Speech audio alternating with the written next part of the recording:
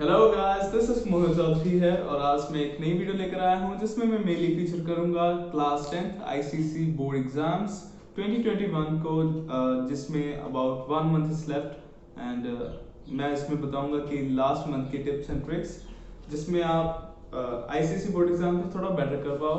I hope you would like this video and find it useful.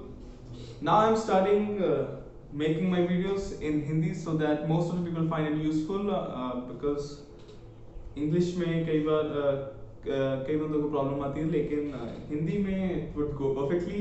So let's get into it. तो guys, ICSE board exams 2021 पास आ रहे हैं और almost 1 month is left और कईयों के मन पे प्रेशर बहुत ज़्यादा होगा कि हम बोर्ड में कैसे कर पाएंगे, पूरा साल तो वेस्ट हो गया कोविड-19 की वजह से पढ़ नहीं पाए। तो उसमें मैं आपको थोड़ा एक रिलीविंग बात भी बताऊंगा जो कि मैं इस वीडियो में मिडिल या एंड में बताऊंगा, लेकिन तब तक आप बने रहिए। मैं अब आपको सब्जेक्ट वाइज सारे बताऊंगा कि आप किस सब्जेक्ट में कैसे बेटर कर सकते हैं। तो firstly we will have English literature.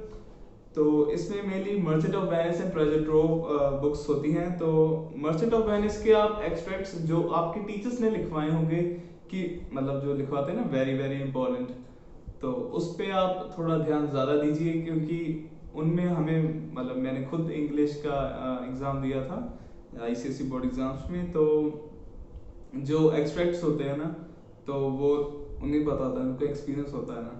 तो मर्चेंट ऑफ वेनिस में आप वो कर सकते हो। ट्रेजर ट्रोव में आप तो मुझे पता है मास्टर्स ही होते हो क्योंकि वो कंपैरेटिवली इजी होती है as compare to merchant of Venice, और उसमें चॉइस भी आ जाती है। चॉइस आ जाती है तो नंबर तो पूरे पूरे आते हैं।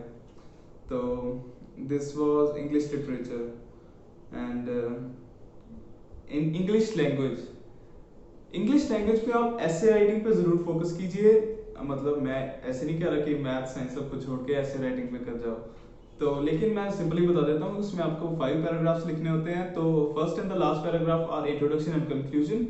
इन between 3 paragraphs are the body part.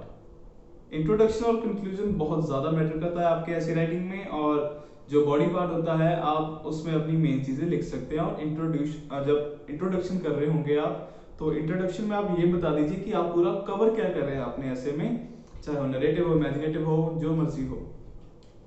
And next coming on two letters and notice. इसका फॉर्मेट आपको स्ट्रिक्टली फॉलो करना है जो आपके टीचर ने बताया आपको।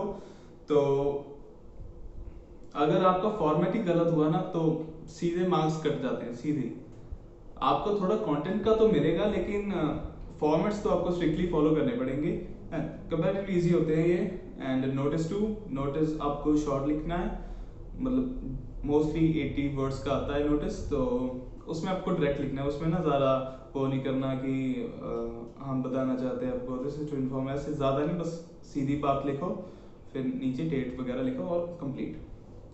सो next coming on to science subjects. So physics, अब जैसे 1 मंथ रह चुका है, तो फिजिक्स में आपको मेनली न्यूमेरिकल्स पे फोकस करना चाहिए। आप उनको प्रैक्टिस इतनी ज़्यादा करो कि आप मतलब ना, जब क्वेश्चन आए आपको कि हाँ हो गया डन, आपको पहले ही आता है, ऐसे करें। न्यूमेरिकल्स मेनली जो फिजिक्स का होता है, तो न्यूमेरिकल्स ही वहाँ पे ज़्यादा डोमिनेट करते हैं एज कम्पेयर टू थ्योरी। लेकिन मतलब 50-50 होता है, 50% न्यूमेरिकल्स होते हैं और 50% थ्योरी होती है। तो न्यूमेरिकल्स पर तो एटलीस्ट फोकस करो, थ्योरी तो आप एक दिन पहले पढ़ के जाओगे। और ये and next is chemistry. Chemistry थोड़ा कंपैरेटिवली डिफिकल्ट आती है बोर्ड एग्जाम्स में। प्री बोर्ड में आप जैसे कर रहे हो तो ठीक है, वो तो ठीक है जैसे है। तो बोर्ड एग्जाम्स में कंपैरेटिवली ये थोड़ी डिफिकल्ट आती है। पीरियोडिक टेबल को आप एकदम मास्टर कर लीजिए, मतलब पूरे मेरे हिसाब से इजीएस्ट चैप्टर होता है केमिस्ट्री का क्लास 10th में। तो आप इसके इलेक्ट्रोनेगेटिविटी, इलेक्ट्रोनेफिनिटी सब कुछ अच्छे से मास्टर कर लीजिए। मुझे लगता है ये इजी था। तो और जो मेनली वो होते हैं salts and their colour important, flame test तो आएगा ही आएगा। तो आप एक बार सारी रीडिंग जरूर लेके जाएं। And then coming on to biology. Biology भी डिफिकल्ट आती है उसमें बोर्ड एग्जाम्स में। तो आपको ऐसे नहीं है कि आपने जो पढ़ा वो आपको क्वेश्चन मिल गया, ऐसे नहीं होगा। आपको हर एक टॉपिक में डीप जाना पड़ेगा। हम जैसे करते हैं ना, हम रीडिंग कर रहे हैं, हाँ पढ़ लिया ठीक है, लेकिन हमें ये नहीं पता चलता कि हम एक मोस्ट इंपॉर्टेंट चीज़ थी जो हम ऐसे रीडिंग में छोड़ गए। तो इसके लिए आपको फोकस करना पड़ेगा, टॉपिक्स में डीप जाना पड़ेगा। मुझे पता है आप +1 में होने वाले हो, तो कई उन्हें मेडिकल रखनी होगी, तो उनको तो पता ही होगा, बाकी भी थोड़ा फोकस करें। And then coming on to Hindi and your regional language. जैसे मेरी रीजनल लैंग्वेज तो पंजाबी थी, as I live in Punjab. आपको मेनली पंजाबी एंड हिंदी में पोएम एंड पोएट नेम्स जरूर याद करने हैं। हिंदी भी ऑप्शनल थी मेरे साथ, मैंने तो रखी थी। चलो, आपको पोएम एंड पोएट नेम्स अच्छी तरह से याद कर लेने, क्योंकि वो बहुत इंपॉर्टेंट। जब आपको एक्सट्रैक्ट आते हैं तो फर्स्ट या फिर लास्ट क्वेश्चन वही होता है, name the poet and the author. And जो एक्सट्रैक्ट्स होंगे तो पोएम का तो आपको करना ही है, साथ में जो चैप्टर्स होते हैं उनके भी ऑथर्स आपको याद करने हैं। और जो लेटर्स है उसकी भी स्ट्रिक्ट फॉर्मेट होनी चाहिए। आपका लेटर जैसा मर्जी लिखो, लेकिन फॉर्मेट तो अच्छी होनी चाहिए ना। And then coming on to जो एक ऑप्शनल सब्जेक्ट होता है, हमारे स्कूल में कंप्यूटर एप्लीकेशंस था, तो उसमें मेनली मतलब जो स्टार्टिंग में सेक्शन ए होता है उसमें थ्योरी आती है, लेकिन सेक्शन बी जो होता है सारा न्यूमेरिकल प्रोग्राम्स का होता है। तो प्रोग्राम्स में आपको थोड़ी चॉइस मिल जाती है। वो कई तो मतलब थोड़े इजी आते हैं, लेकिन इतने भी इजी नहीं आते कि आप पढ़ के ही ना जाओ। आपको कॉन्सेप्ट क्लियर होना चाहिए, मतलब सीधा वैसे लेके आना सिस्टम डॉट डॉट प्रिंट की सारा प्रिंट कर दिया, ऐसे नहीं होगा। लेकिन आपको पूरा मेथड याद होना चाहिए। मुझे इतने अच्छे टीचर्स मिले हर एक सब्जेक्ट के लिए, तभी मैं 94% मार्क्स ला पाया। एंड देन ज्योग्राफी में सीधी सीधी बात है, मैप के 10 नंबर होते हैं और टोपो शीट 20 मार्क्स की आती है। इसमें आपको एकदम मतलब ना मास्टर बनना है टोपो शीट में। टोपो शीट बहुत इजी होती है अगर आप ध्यान से करो। एवरेज से भी नीचे वाला बच्चा ना इसमें 20 में से 20 ला सकता है, अगर उसने अच्छे से पढ़ा हो। मैंने देखा है इंटेलिजेंट स्टूडेंट्स का भी ना इसमें कई बार प्रॉब्लम आ जाती है, लेकिन अगर अच्छे से किया हो ना, जो बंदा फेल होता है ना वो भी 20 में से 20 ले आएगा। तो बाकी जो होते हैं उसमें आप चैप्टर्स होते हैं उसमें भी आप एक आधा छोड़ सकते हो, क्योंकि चैप्टर्स में ही एक्सट्रैक्ट बन के आते हैं अलग अलग चैप्टर के।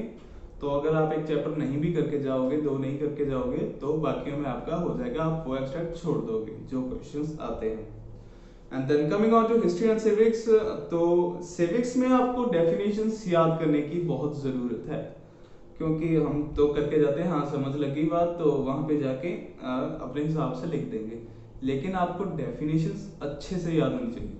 और जो सिविक्स में मेनली तो आता है कॉन्स्टिट्यूशन वाला। कॉन्स्टिट्यूशन में आपको डेट्स ज़रूर याद रखनी है, जैसे वो 26 नवंबर था, एंड मतलब 26 जनवरी को ऑफिशियली किया गया 26 नवंबर, क्योंकि 1930 को लाहौर में था, तो सब कुछ आपको पता ही होगा।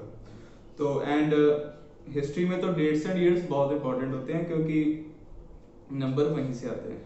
And then coming on to main subject mathematics.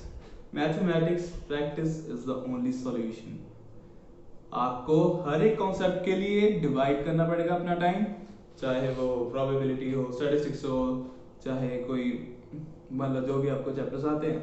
तो आपको ऐसे नहीं है कि हाँ मुझे ये आता है, ट्रिग्नोमेट्री आता है तो मैं ट्रिग्नोमेट्री ही करी जाऊँ, या 2-3 क्वेश्चन आने होते हैं ट्रिग्नोमेट्री के, तो उसमें मतलब फोकस करो कि इतना भी करो, मतलब इतना भी मत करो कि बाकियों में ना आए।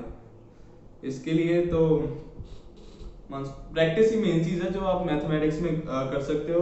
और ट्रस्ट मी, मैंने प्रैक्टिस की थी, मेरे 95 मार्क्स आए 100 में से। और एक जो मेरा सम गलत हुआ था वो एक सिली मिस्टेक थी, तो सिली मिस्टेक्स को अवॉइड करना एग्जाम्स में। तो जो आपके पास एक मंथ पड़ा है अभी, अगर आप एक छोटा सा टॉपिक भी रोज कर लोगे ना, तो मतलब मैथमेटिक्स 100 में से 100 आराम से आ जाएंगे। एंड रिमेंबर, बुक में से एक भी क्वेश्चन नहीं आएगा। एंड तो मेनली ये सारे सब्जेक्ट थे। तो हाँ, तो अब मैं जो कह रहा था कि रिवील करूंगा कि थोड़ा आपका माइंड स्ट्रेस से कम हो जाए, कि टेंशन मत लेके जाना। अगर टेंशन लोगे ना आप एग्जाम के पहले, तो आपको ना जो आता है ना वो भी भूल जाएगा। हमने कभी टेंशन नहीं ली हम जब एग्जाम डालने जाते थे तो सभी इकट्ठे होते थे, हम हंसी मजाक करते थे, पढ़ते नहीं थे, क्योंकि घर में 2-3 दिन पहले तो पढ़े होते थे, 2-3 दिन छुट्टियां होती थी, तो वो पढ़े हुए थे। लेकिन ऐसा भी मत करना कि तुम सब कुछ भूल जाओ, ऐसा मगिंग अप करने लग पड़ोगे ना, तो फिर कुछ नहीं होगा एग्जाम में, मुझे पता है। और जो बोर्ड एग्जाम्स होते हैं कंपैरेटिवली इजी आते हैं। जैसे मेरे स्कूल में था तो प्री बोर्ड एग्जाम्स काफ़ी डिफिकल्ट आए थे। तो प्री बोर्ड एग्जाम्स में मतलब आपके जितने नंबर आएंगे ना, उससे एटलीस्ट 5 to 6% तो आपकी परसेंटेज ऊपर जाएगी ही बोर्ड एग्जाम्स में। हमारे स्कूल में क्या था, वो ज़्यादा डिफिकल्ट आता था प्री बोर्ड का एग्जाम। तो मेरा सीधा 10% का फर्क पड़ गया बोर्ड एग्जाम्स तक। मेरे मतलब पहले 84% प्री बोर्ड्स में और सीधा 94% बोर्ड एग्जाम्स में। तो ये एक रिवील करनी थी मैंने जो बात की, आप थोड़ी खुशी हो अंदर से। और जिन्होंने मतलब पूरा साल नहीं पढ़ा, वो भी टेंशन मत लेना, आपके पास 1 महीना पड़ा है। आराम से आप हफ्ता हफ्ता करके ना पूरे सब्जेक्ट करते जाओ। इतना फ्री टाइम है, ये कोविड-19 की वजह से जो बंद है ना, आपको फ्री टाइम मिल रहा है, आप करो। तो मेनली ये थे मेरे व्यूज। और अगर कोई भी क्वेश्चन हो आप मेरे कमेंट सेक्शन में डाल सकते हो। और क्योंकि मैंने भी आईसीएसई बोर्ड एग्जाम्स दिए हैं तो आप मुझे पूछ सकते हो। मैं बहुत जल्दी लगभग 2-3 घंटे में आपको जवाब आराम से दे सकता हूँ। वैसे तो मैं 15 to 30 मिनट्स में दे देता हूँ। अगर कई बार टाइम नहीं लगता तो I will try my level best. So these were my views regarding the ICSE board exams, and thank you so much. I will see you guys in the next one. Thank you.